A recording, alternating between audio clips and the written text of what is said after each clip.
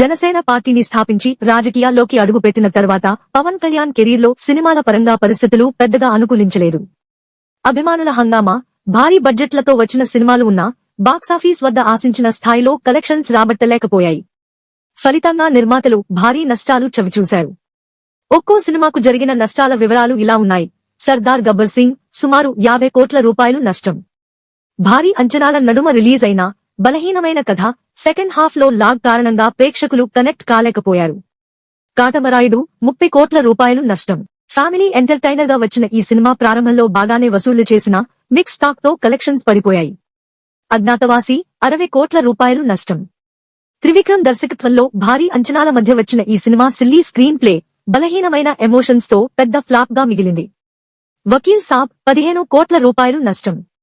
Corona సమయంలో థియేటర్ల పరిమిత సామర్థ్యం, సీటింగ్ రెస్ట్రిక్షన్స్ కారణంగా కలెక్షన్స్ కుదించబడ్డాయి. భీమ్లా నాయక్ 15 కోట్ల రూపాయలు నష్టం. రీమేక్ అయినప్పటికీ బాక్సాఫీస్ వద్ద పెద్ద సంఖ్యలో ప్రేక్షకులను రప్పించడంలో విఫలమైంది. బ్రోది అవతార్ 45 కోట్ల రూపాయలు నష్టం. శంకర్ లాంటి కాన్సెప్ట్ తో తెరకెక్కించిన ఈ సినిమా VFX బాగున్నా కంటెంట్ లోపించి భారీ నష్టాలను చవిచూసింది. Please share and subscribe for more updates. Harihara Veeramallu HHVM 70 కోట్ల రూపాయలు నష్టం. పీరియాడిక్ డ్రామాగా భారీ బడ్జెట్ తో తెరకెక్కించిన ఈ సినిమా బాక్సాఫీస్ వద్ద బోల్తా కొట్టింది.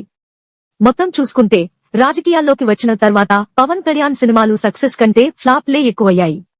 ఆయన క్రేజ్, ఫ్యాన్ ఫాలోయింగ్ ఎంతున్నా సరిగా స్క్రిప్ట్ సెలక్షన్ లేకపోవడం, షూటింగ్ల ఆలస్యం మరియు రిలీజ్ టైంలో సరిగ్గా ప్రణాళిక లేకపోవడం వలన ఈ స్థితి వచ్చింది.